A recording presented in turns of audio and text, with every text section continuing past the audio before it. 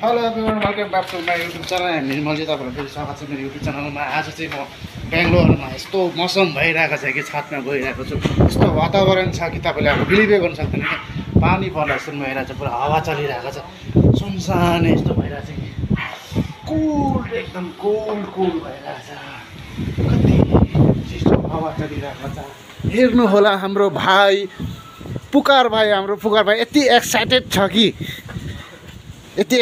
अब सिँढीमा चढेर चाहिँ माथि छतमा चाहिँ यहाँको बेङ्गलोरको वातावरण चाहिँ हेर्नु पऱ्यो भनेर चाहिँ हामी माथि आउँदैछु केप्ट एरियामा, टेरिसमा, जो कि यस्तो हावाको आनन्द मजा लिनुको लागि यहाँ भाइले चितौडा खाँदैछ। देखाइदेऊ कहाँबाट ल्याउनु भएको यो चितौडा चाहिँ?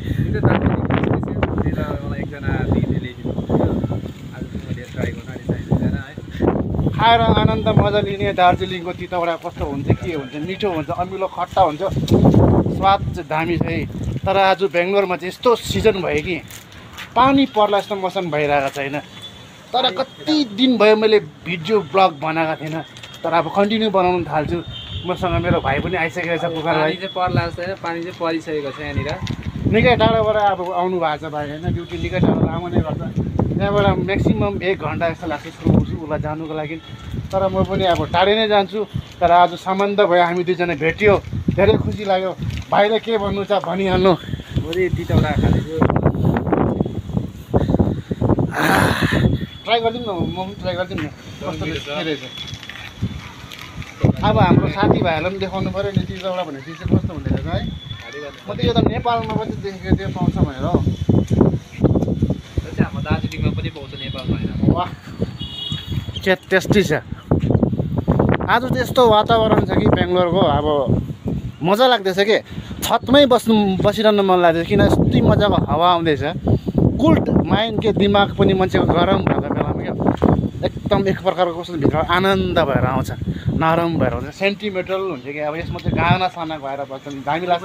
फ्लिप गर्नु एक्सर्साइज गर्नेहरू कि भाइ चाहिँ एउटा निकै राम्रो पनि गर्नुपर्छ है। बडी बिल्डिङ गरेर निकै नाम कमाएको छ हाम्रो पुकार भाइले। फेरि यहाँ डिप्स पनि हान्दैछ हो।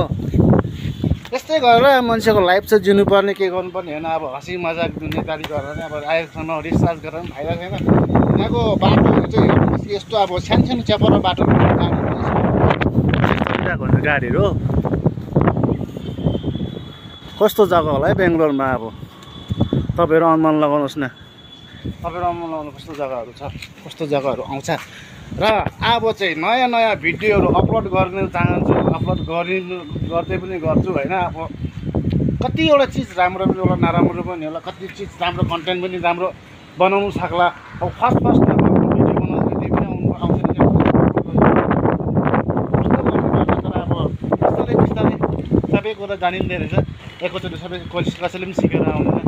अब नयाँ हो, नयाँ युट्युबर भने पनि हुन्छ, अब ब्लगर म्यान भने पनि हुन्छ होइन। अब अगाडि बढ्दै जान्छु, तपाईँहरूको सपोर्टिङ र तपाईँको साथ चाहिन्छ। त्यसमा चाहिँ अब पुकार भाइले कुनै केही कुरो शब्दहरू भनिहाल्नु पुकार भाइ। मैले पनि धेरै दिनदेखिको विचार गरेको त आज पहिला बनाउँदै भिडियो, तर अलिक नराम्रो हुन्थ्यो पहिला। अहिले आएर हेरेको एकदमै दामी भिडियो बनाउनु थालेको छ, त्यसको लागि धेरै खुसी छु। ल हामी फेरि नेक्स्ट भिडियोमा आउनेछु। अब यति नै भनेर आजको ब्लग यहीँ समाप्त गर्न चाहन्छु। ल टाटा बाई बाई, फेरि नेक्स्ट भिडियो भेटौँला हामी।